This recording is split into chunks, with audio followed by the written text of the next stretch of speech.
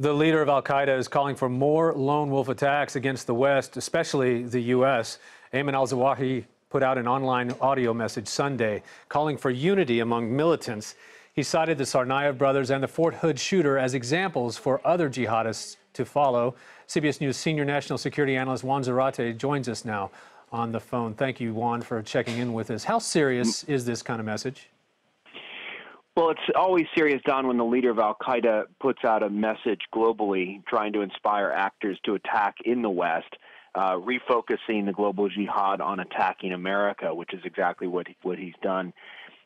That said, you've got to keep in mind that al-Qaeda core has been weakened, in many ways superseded by the Islamic State as the leader of the global jihadi movement.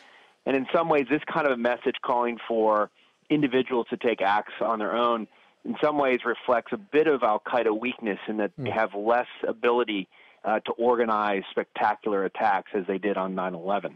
Yeah, I was going to say, we've talked about these calls for lone wolf attacks for some time now. Is this message any different?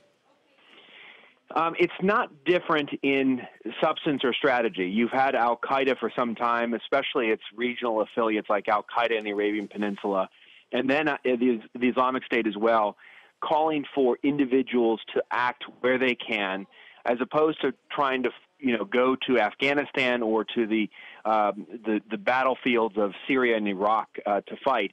And so the message has been fight where you can, attack in place, and in particular, Westerners, you should attack your fellow citizens. That has been a shift in the strategy and the focus and the message for some time. It's Ayman al-Zawahiri reiterating that, and I think trying to take the global mantle from the Islamic State as al-Qaeda battles with the Islamic State for predominance in the movement. Yeah, Zawahiri actually references the destruction in Afghanistan, Iraq, and others in that region in that online message. And he says the attackers should go after cities in the U.S. so that the West will, quote, stop the war and revise their policies.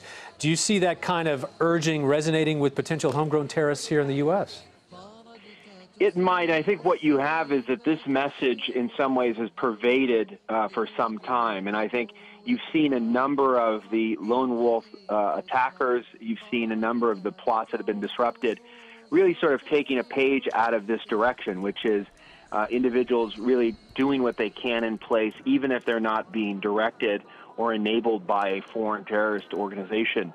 And so it may resonate with some, and the reality and difficulty of the counterterrorism mission is that this just has to resonate with one or two who can be effective. We've seen that with the Boston Marathon attack.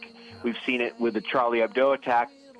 These are strategic attacks that only take one or two people to effectuate them, and unfortunately, we have to prevent all of those in order to be successful. All right, very true. Juan Zarate, thank you so much for joining us. My pleasure, Don. Thank you.